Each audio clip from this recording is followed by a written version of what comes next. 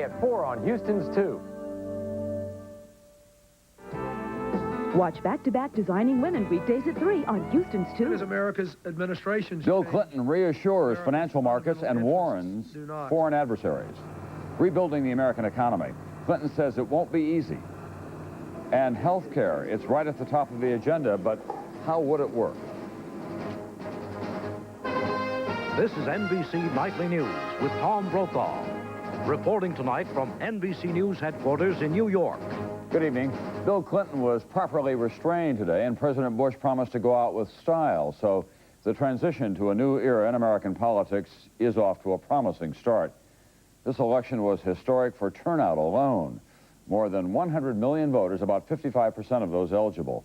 And with almost all of the ballots counted, Bill Clinton, 43%, George Bush, 38%, Ross Perot, 19%. That's almost one-fifth the total, better than any third candidate in 80 years now. Clinton built his victory with support from every region, sweeping the far west, northeast, and New England, splitting the Rocky Mountain and southern states. There was a Bush belt in the Great Plains, but it was not enough. The electoral vote, 370 for Clinton, 168 for George Bush, none for Ross Perot. It's the kind of victory any president would cherish, and Bill Clinton is, but he doesn't want to make any rash moves tonight. NBC's Andrea Mitchell is in Little Rock at this hour. Andrea? Tom, Bill Clinton's first act as president-elect was to reassure foreign leaders and financial markets that when he talks about change, he does not mean instability. Accompanied by Al Gore, Clinton delivered a carefully worded signal of continuity in foreign policy. the greatest mistake any adversary could make would be to doubt America's resolve during this period of transition. Equally important, his message to nervous financial markets. Today I say to our financial and business leaders that although change is on the horizon, we understand the need to pursue stability even as we pursue new growth. Gore and Clinton had their first formal meeting with their transition team only this afternoon. Clinton is not ready to name his top economic or foreign policy advisors. He did meet with Democratic Party Chairman Ron Brown, who may play a major role. I am not looking for a job. Clearly, over the next several days, there will be a lot of discussions about a lot of things, and I'll certainly be involved in those discussions. Clinton learned quickly that his life has changed forever. Being a candidate is tough. Being president-elect is even tougher. A morning walk to visit old friends was cut short by a mob of TV cameras. He had to duck into a car instead. His mother dropped by. Oh, wonderful, Andrea. How are you? And his friends provided a little pomp and circumstance. These are the grade school and college friends who've been his support system since the beginning. I was happy, exhausted, and thinking about all the work still to be done. The campaign staff that ran Clinton's highly focused campaign was trying to limit expectations today. I think the combination of very frankly telling people that this won't be easy and at the same time challenging them to change their country and to take their country back will serve to put the expectations in a proper light. But Clinton has given people reason to hope that he can improve their lives. Today, the steel worker and the stenographer, the teacher and the nurse had as much power in the mystery of our democracy as the president, the billionaire, and the governor. Fulfilling his promise of hope will be Clinton's greatest challenge. Today was still for celebrating. Tomorrow he gets down to the hard part. Tom? Thanks, Andrea. Your colleague John Cochran, as you can see, is back at the White House tonight, where President Bush returned this afternoon from Texas. John? Tom, unlike public statements from the president and his top aides, privately there is deep resentment and bitterness over their crushing loss. What we saw in public this afternoon was a president accepting defeat gracefully as he returned to an emotional welcome from administration workers. Both he and his wife seemed touched by the gesture of longtime supporters. Maybe you didn't read the election returns. It didn't work out quite the way we wanted. But I can think of nothing other to say than let's finish this job with style. Let's get the job done, cooperate fully with the new administration. For now, though, it's time to recharge batteries. Bush heads for Camp David tomorrow. Asked to explain what went wrong, campaign manager Bob Teeter said every time Bush tried to build up speed, something happened. Ross Perot's charges of Republican dirty tricks caught Bush off guard. White House aides tell NBC News Bush is furious with FBI Director William Sessions for approving a sting operation to examine Perot's charges. The White House also suspects, but has no proof, that politics was involved in the release last Friday of evidence linking Bush to the arms for hostages deal with Iran. While Bush's aides are stewing over the past, Senator Bob Dole was sounding like an undeclared candidate for the '96 race. After talking to Ross Perot, Dole said he hopes Perot supporters will help the Republican Party expand its base. I want to unify the Republican Party to bring together a coalition that can have a real impact on national policy. Dole, at least, already has a job. White House aide Ron Kaufman said that last night his 11-year-old daughter asked whether another White House official would now be out of a job. Her 13-year-old sister said, "Dummy, every adult you know is about to lose his job." Tom? Bittersweet comment, John. Thank you. Throughout the campaign, of course, Ross Perot was like a pinball machine with all the whistles going and the lights flashing. But from moment to moment, we didn't know whether he was going to run up a big score or go tilt. As NBC's Lisa Myers tells us, it was not a tilt. You are not hallucinating.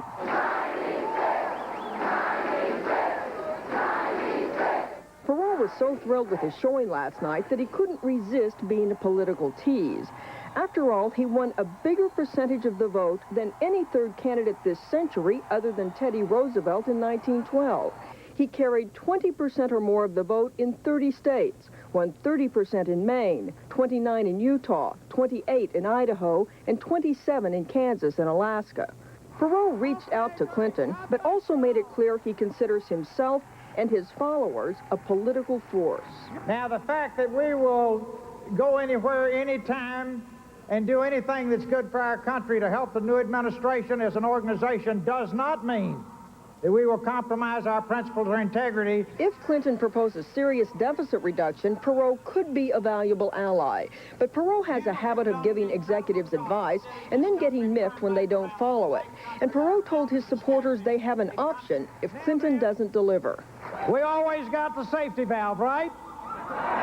We got the safety valve. You can bring that old stray dog out from the dog pound again.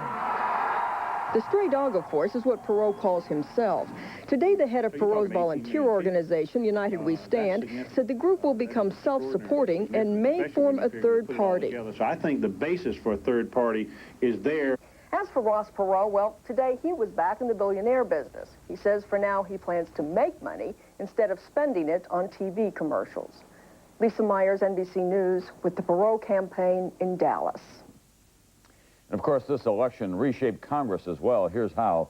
The Senate Democrats stand at 57 now, Republicans 42. That's down one, but one race still undecided. Overall, 11 new faces in the Senate, including 4 women, 2 from California, Barbara Boxer and Dianne Feinstein. Patty Murray won in Washington. Illinois' Carol Moseley Brown became the Senate's first black woman. The new House, 259 Democrats, 175 Republicans, 1 independent. That's a net loss of 9 Democratic seats, 109 new members. That's 1/4 of the entire House. When Nightly News continues in a moment, we'll take a look at the many challenges ahead for economic revival. Oh, yeah, we're gonna twist. Tater twister, big surprise. Some curly fries. Presto Tater Twister Electric Curly Cutter cuts potatoes and other vegetables automatically into curly cuts. Fry some crisp curly fries, onion strings, zucchini curls too. Tater Twister pays for itself in the money it saves. Even spiral cuts, potatoes with a new twist, nutritious hot dishes, fancy things. Clean up fast, easy, fun. Tater Twister! And Pro Tater Twister. If you hold your nose, you can't really taste things because your sense of smell is so important to taste. That's why great aroma is so important to Folgers. Here, smell for yourself. Come on, it's new TV technology. You smell that? They use aroma-roasted mountain-grown beans, and they specially grind them. No wonder people like Folgers better than this other coffee. No contest. Folgers, aroma so rich, you can taste it. Ah. The latest word tonight on the nation's economic health from the Federal Reserve: housing, retail sales, and construction all improving, but overall economic activity is increasing only at a slow and uneven pace. That news and post-election concerns on Wall Street helped push stocks down today. Trading, however, was active. The economy, of course, has been the nemesis of President Bush. And NBC's chief financial correspondent Mike Jensen is here to take a look at what the chances are now for the economy. Mike? Tom, Bill Clinton's economic advisors were working on that today, but last night they were savoring the moment. Professor Alan Blinder, who recommended tax incentives to get the economy moving, celebrating Clinton's victory. The mantra of the Clinton administration will be investment. Investment in people, investment in public infrastructure, and investment in private capital. That's all well and good, but Bill Clinton promised change, and now people expect it in a hurry. I'll give him 100 days. That's about it. But here's the problem. 17 million Americans are unemployed or forced to work part-time. Companies are still laying off, and the government has no money to help. Bill Clinton's plan to stimulate business and create jobs includes an investment tax credit for companies, a capital gains tax cut for investors in small businesses, and $20 billion in spending on infrastructure, things like roads and bridges. That could create 1 million jobs. He'd finance it with higher taxes on the rich and on foreign corporations and big cuts in defense. But all that would take months and need congressional approval. So for the short term, Clinton's advisors have more of a hope than a plan. They hope that Clinton's victory will make consumers more confident, spend more, so factories will produce more. That means more hiring, so people would have more money to spend. Meantime, Clinton is being careful not to spook the financial markets. He says he'll reduce the deficit gradually. And he has surrounded himself with very mainstream economic advisors. These people are being talked about for possible White House jobs. They're mainly investment bankers and economists. Clinton needs to reassure investors that he's not a big spender. That would send interest rates shooting up. Bond prices would fall, and so would stocks. So he's being cautious. Business and financial executives are not nearly as worried about Clinton as they usually are about Democrats. They see him as moderate and pro-business. Tom? Thank you, Michael. In reacting to jobs and wallets as the key issue in this election, voters often mention the high cost of health care as well. What to expect from a Clinton administration there? NBC Science correspondent Robert Bazell. Joan Samuelson, who has Parkinson's disease, has a very personal view of Clinton's victory. It may mean my life is saved instead of lost. Clinton has promised to lift the ban on federal funds for transplants from aborted human fetuses. Many scientists think the transplants could treat not just Parkinson's, but many afflictions. Now, finally, the government will be on our side working with us to try to make that progress happen. The Clinton administration will also change other policies that have been dictated by the anti-abortion movement and the religious right, such as the banning of RU-486, the French abortion pill that shows promise as a treatment for several diseases. A big change should come in the fight against AIDS. There is not likely to be more money for AIDS, but Clinton has promised a coordinated effort and a shift in moral tone that could affect AIDS education and other public health efforts. A less judgmental kinds of approach, a more medicalized kind of approach actually will permit us to go a lot farther with many of the problems that are sort of tearing America to pieces right now. But changing the moral tone will be simple compared to fulfilling one of Clinton's major campaign promises, affordable health care for all Americans.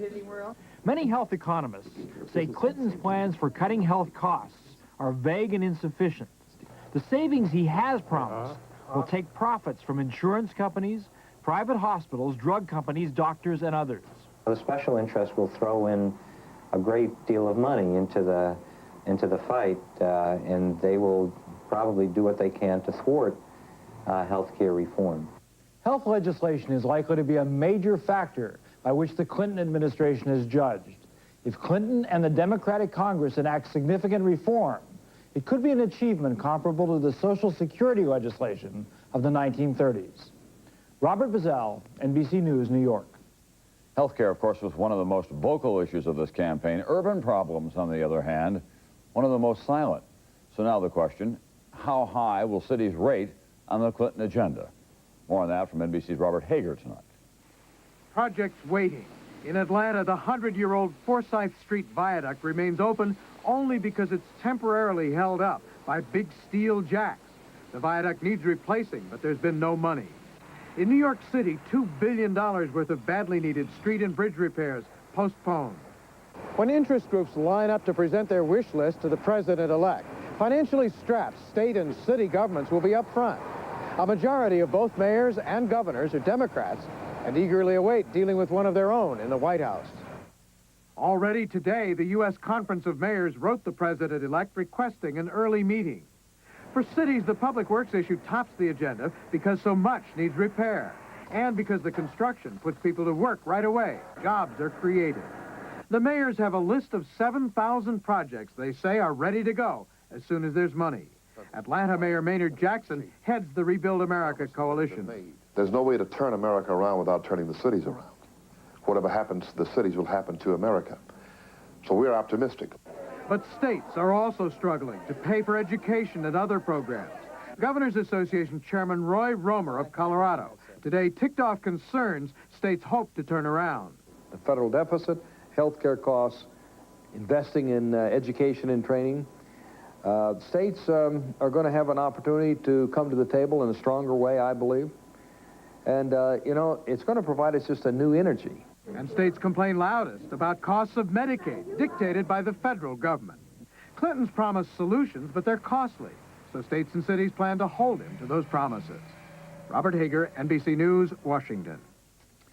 When Nightly News continues in a moment, voters tell Congress there's a limit. When your sinus and nasal congestion feels this bad, what can you do? Last year, you wanted to call the doctor. Last year, you wanted a prescription. But this year, Tavis D in its full prescription strength is available without a prescription. Just one tablet helps relieve 12 hours worth of painful congestion and sneezing. Guess what? I'll be there after all. Tavis D. One tablet, 12 hours, and now no prescription. My granny spaghetti recipe. With ordinary grated topping? Oops. Some are 1/3 fats and fillers, but Kraft is 100% grated Parmesan for 100% great taste. Granny would approve. No one has to tell you that doing business today is more challenging than ever.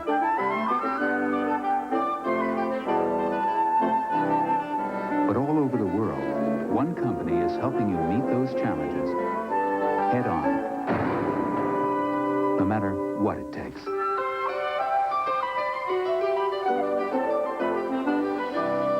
New challenges, new thinking. It's a kick. You got your vitamin A, your vitamin C. I like it because it has those beta-carotenes in it. What's that word? Beta-carotenes. It's zippy kind of thing, a zippy thing. Below the presidential line on Tuesday, voters wrestled with a variety of state ballot issues. Term limits for elected officials catching on across the country on the ballot in 14 states, approved in all 14. Abortion rights measures in 2 states.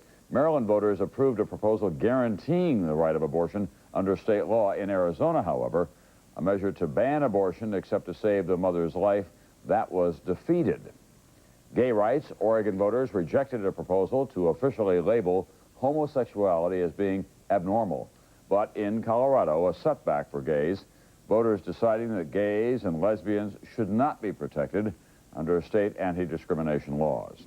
Time now for commentary from my partner, John Chancellor, taking a look at why the Republicans didn't run so well. John? Tom, why was the Republican presidential campaign so badly handled? The Republicans are champions who have won 5 of the last 7 presidential elections. Their candidate this year, George Bush, had studied for 8 years with the master, Ronald Reagan, the most successful campaigner since Eisenhower. Why did the Republicans lose this one? Well, here's a theory that may explain part of their defeat. Reagan was a terrific campaigner because he always did what he was told to do. That's how he'd been trained in Hollywood. Walk this way, Mr. Reagan, say these words, then wave that flag. Reagan followed his instructions and always hit his marks. He spent more time than any president polishing his speeches. George Bush used this method to win the presidency 4 years ago. But when he got to be president, he refused to be Reagan. Acting was not done. The Phi Beta Kappa from Yale scorned the stagecraft of the Reagan crowd. It was skull and bones against the Screen Actors Guild. The president, thank you very much, would do it his way.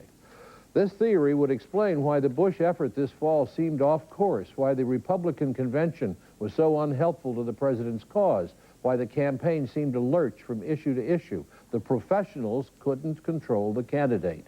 And at the end, George Bush was out there on his own, shrill and frantic.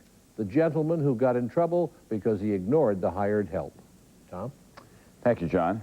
You may also recall our report on Monday on the religious right in San Diego. Well, roughly 2 out of 3 candidates from the religious right were defeated in local elections in that area. I can't believe this incredible sense of lightness. I feel so light that I could float away. Could it be Stefan? Or new I can't believe it's not butter light? After all, it does have 1/3 fewer calories than butter, no cholesterol, and of course, great taste. It must be new I can't believe it's not butter light. I don't know anyone named Stefan. Taste the light fantastic. New I can't believe it's not butter light.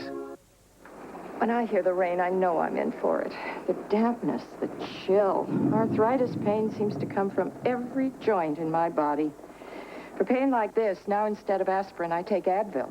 Advil contains the same medicine my doctor often prescribes for arthritis pain.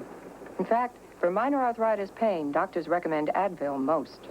With Advil, I'm on my way. Advil, tablets and caplets. Advanced medicine for pain. Good old granola. Great for taste, but loaded with fat. Now there's Kellogg's low-fat granola. Half the fat of other leading brands, but all the great taste of whole grains, raisins, and almonds. Kellogg's low-fat granola. Great taste, half the fat. Presto has a great idea. Shoot some slices, shoot some shreds, shoot some salad, salad shooter. Presto has a great big idea. Professional salad shooter slicer shredder. Big capacity, holds a lot, shoots a lot. Powerful, fast, a variety of cutting blades, so you can point and slice thick, slice thin, shred right into the bowl, even ripple cuts. Chop, grate right where you want, clean up easy, dishwasher safe, store anywhere. Salad shooter. Original salad shooter and professional salad shooter from Presto. Why Centrum Silver? Because you're over 50 and you're just hitting your stride. Centrum Silver vitamins. Because the latest scientific research about changing nutritional needs after 50 is built in. Centrum Silver. It's a great time to be silver. America Close Up tonight. The voters spoke on Election Day loudly, and we found them still sounding off today about hopes, fears, about the future. Change to lower the deficit and bring jobs back to the American people and make America a strong society again. That the economy will turn around and that it will be felt at the level where we deal, and that's the level of the working poor. Hopefully what the new president will do is to address these problems in a connected way rather than just sort of a scattershot approach. I'm very excited because I really want to see a day when I don't have to worry about those patients and I don't have to worry about the last time they leave the office knowing they're not going to be able to get back here because they have no insurance. Well, I just hope it'll be a more positive attitude in the spirit of the country. Lower the taxes so there ain't so much taxes, because my mom used to never have to work. Now she does. Well, I would hope that the new administration would stick to their word and actually try and do the things that they said they were going to do when they got in office. I'm feared that middle class and upper class income tax is going to go right through the roof. Not simply the homeless, of which there are millions, not simply the destitute, of which there are millions, but those people working hard, 2 people in the household working, hardly making it, wondering what's going to happen next. I'm afraid that the economy is such a big problem, and there are other problems that are so severe that they just can't be solved within a 4-year time block. Another Jimmy Carter. And it's going to take another 10 years for the Republicans to recover from what the Democrats will probably do. And then old Bush will come back licking his lips in 4 years saying, I told you so. I guess I fear the racial divisions that no one talked about in this campaign. That scares me. I think that what happened in Los Angeles could be the first of a series of problems. And my prayer is that the kind of language that President Clinton used to draw people together will be something that he will be able to continue, because I think he really means it. I'm just a little bit scared about these people. I mean, the president, because he don't have any experience. The Democratic Party is a lot like giving a case of beer and throwing the car keys to a bunch of teenage boys. I think that the congressmen will realize that our vote counts and that we're going to go out in droves when we don't like the situation the way it is. This is a once-in-a-generation election, the kind that happened in 1932 and 1960. We have a huge mandate for change. 100 million people voted. Most of them voted for change. Einstein, before he died, said, everything in the world has changed. Everything since the atom was split, except one thing, the way we think. And we have to think anew, freshly, now. Of course, we'll be hearing a lot about the first baby boomer administration. Two young men in their mid-40s running the country, shaping the world.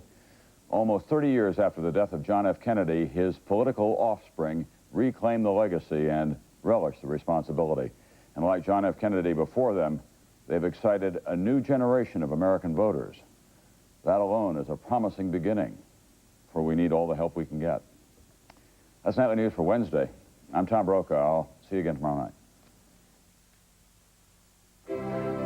This man's incredibly close, comfortable shave comes from the Norelco razor. But to see how he got it, we must go back to when he began shaving. Not just above the skin, but below it.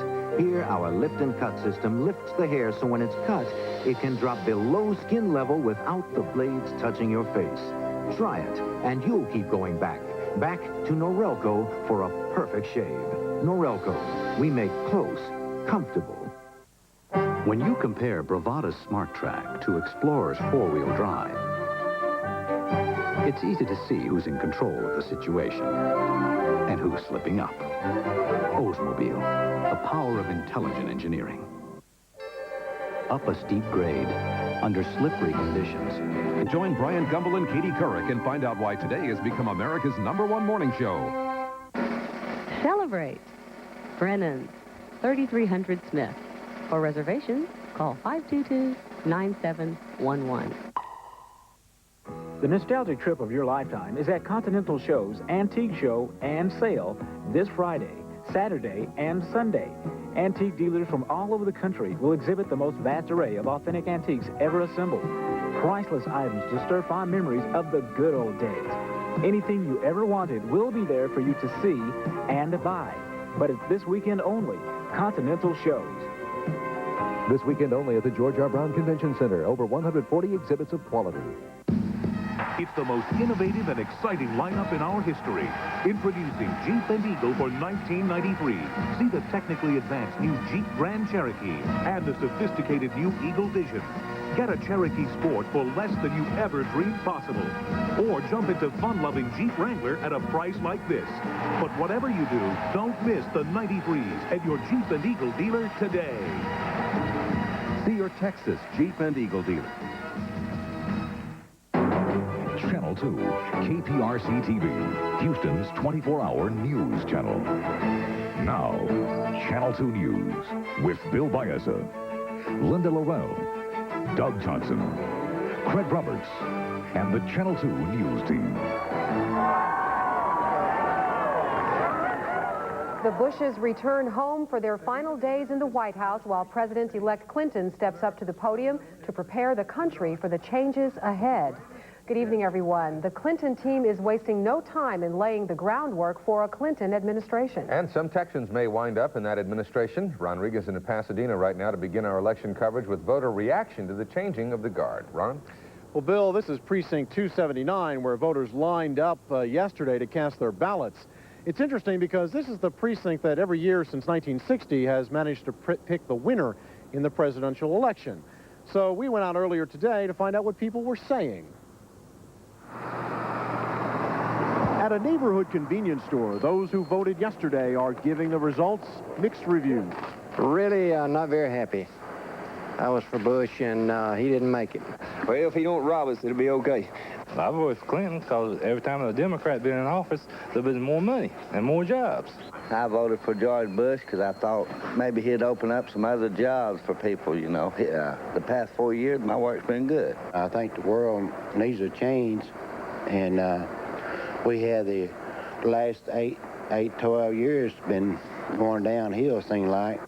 In Arkansas today, Bill Clinton began sounding less like a campaigner and more like the president-elect. I urge America's friends and foes alike to recognize, as I do, that America has only one president at a time, that America's foreign policy remains solely in his hands, that even as America's administrations change, America's fundamental interests do not, that the greatest gesture of goodwill any nation can make toward me is to continue their full cooperation during this period with our one president, George Bush.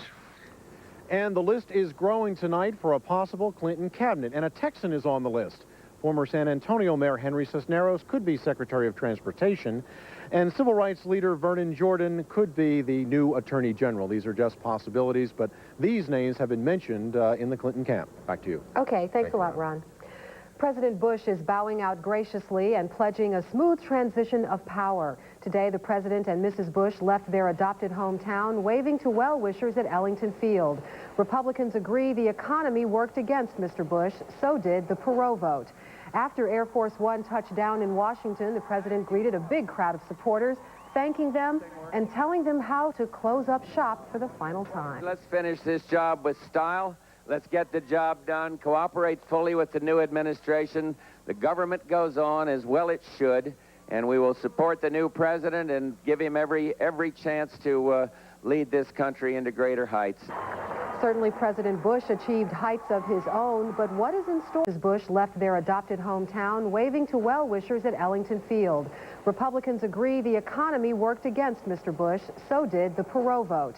After Air Force One touched down in Washington, the president greeted a big crowd of supporters, thanking them and telling them how to close up shop for the final time. Let's finish this job with style. Let's get the job done, cooperate fully with the new administration. The government goes on as well it should, and we will support the new president and give him every chance to lead this country into greater heights.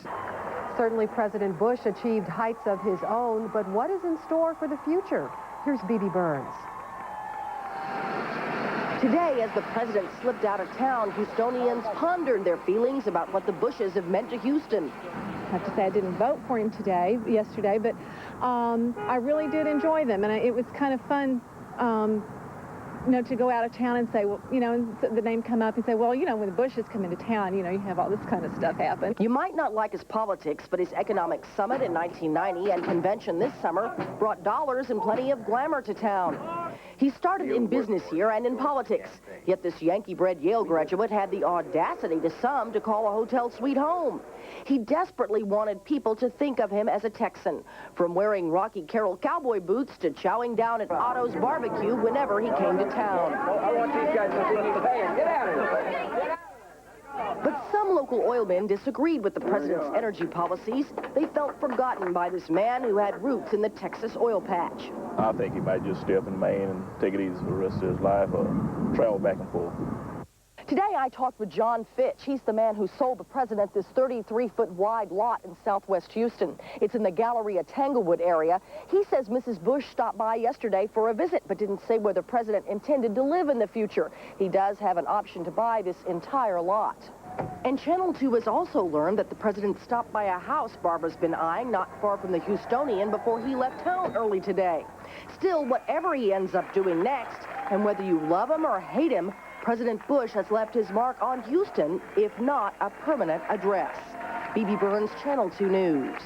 As the president left Houston today on Air Force One, he signed his 37th veto. This time, he rejected the $27 billion urban aid and tax bill. That bill would have restored tax breaks on individual retirement accounts and made some people pay more taxes in advance.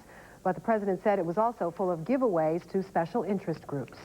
In Dallas, Ross Perot supporters are already talking about the future. At his election night party, the Dallas billionaire proudly waved a Perot 96 bumper sticker. He's not promising a future campaign, but his supporters plan to keep their volunteer army active. They talk about forming a third political party, and they are promising to watch Bill Clinton carefully. An organization, not necessarily as a party, but we'll continue to be active in the political future of this country. Perot and his supporters insist their upstart campaign made great strides. But we had a huge voter turnout in Harris County. County Clerk Anita Rotheber says about 1 million ballots were cast yesterday, and that would mean more than 75% of Harris County's eligible voters went to the polls. And when the final tally is in, it could be a new record. Voter turnout across Texas reached nearly 72%. Well, the vote had been today, it might have been very different because of the weather. Huh? That's right. Believe it or not, winter is here, and it could bring sleet. Still ahead, Doug Johnson will tell us. And bitterness over their crushing loss. What we saw in public this afternoon was a president accepting defeat gracefully as he returned to an emotional welcome from administration workers. Both he and his wife seemed touched by the gesture of longtime supporters. Maybe you didn't read the election returns. It didn't work out quite the way we wanted. But I can think of nothing other to say than let's finish this job with style. Let's get the job done, cooperate fully with the new administration. For now, though, it's time to recharge batteries. Bush heads for Camp David tomorrow. Asked to explain what went wrong, campaign manager Bob Teeter said every time Bush tried to build up speed, something happened. Ross Perot's charges of Republican dirty tricks caught Bush off guard. White House aides tell NBC News Bush is furious with FBI Director William Sessions for approving a sting operation to examine Perot's charges. The White House also suspects, but better than any third candidate in 80 years now. Clinton built his victory with support from every region, sweeping the far west, northeast, and New England, splitting the Rocky Mountain and southern states. There was a Bush belt in the Great Plains, but it was not enough. The electoral vote, 370 for Clinton, 168 for George Bush, none for Ross Perot. It's the kind of victory any president would cherish, and Bill Clinton is, but he doesn't want to make any rash moves tonight. NBC's Andrea Mitchell is in Little Rock at this hour. Andrea? Tom, Bill Clinton's first act as president-elect was to reassure foreign leaders and financial markets that when he talks about change, he does not mean instability. Accompanied by Al Gore, Clinton delivered a carefully worded signal of continuity in foreign policy. The greatest mistake any adversary could make would be to doubt America's resolve during this period of transition. Equally important, his message to nervous financial... At 4 on Houston's 2. Watch back-to-back Designing Women weekdays at 3 on Houston's 2. As America's administration... Bill Clinton reassures financial markets and warns foreign adversaries. Rebuilding the American economy. Clinton says it won't be easy. And health care, it's right at the top of the agenda, but how would it work? This is NBC Nightly News with Tom Brokaw. Reporting tonight from NBC News headquarters in New York. Good evening. Bill Clinton was properly restrained today, and President Bush promised to go out with style. So the transition to a new era in American politics is off to a promising start. This election was historic for turnout alone. More than 100 million voters, about 55% of those eligible. And with almost all of the ballots counted, Bill Clinton, 43%, George Bush, 38%, Ross Perot, 19%. That's almost 1/5 the total. Since the beginning. I was happy, exhausted, and thinking about all the work still to be done. The campaign staff that ran Clinton's highly focused campaign was trying to limit expectations today. I think the combination of very frankly telling people that this won't be easy and at the same time challenging them to change their country and to take their country back will serve to put the expectations in a proper light. But Clinton has given people reason to hope that he can improve their lives. Today, the steel worker and the stenographer, the teacher and the nurse had as much power in the mystery of our democracy as the president, the billionaire, and the governor. Fulfilling his promise of hope will be Clinton's greatest challenge. Today was still for celebrating. Tomorrow he gets down to the hard part. Tom? Thanks, Andrea. Your colleague John Cochran, as you can see, is back at the White House tonight, where President Bush returned this afternoon from Texas. John? Tom, unlike public statements from the president and his top aides, privately there is deep resentment. The markets. Today I say to our financial and business leaders that although change is on the horizon, We understand the need to pursue stability even as we pursue new growth. Gore and Clinton had their first formal meeting with their transition team only this afternoon. Clinton is not ready to name his top economic or foreign policy advisors. He did meet with Democratic Party Chairman Ron Brown, who may play a major role. I am not looking for a job. Clearly, over the next several days, there will be a lot of discussions about a lot of things, and I'll certainly be involved in those discussions. Clinton learned quickly that his life has changed forever. Being a candidate is tough. Being president-elect is even tougher. A morning walk to visit old friends was cut short by a mob of TV cameras. He had to duck into a car instead. His mother dropped by. Oh, wonderful, Andrea. How are you? And his friends provided a little pomp and circumstance. These are the grade school and college friends who've been his support system since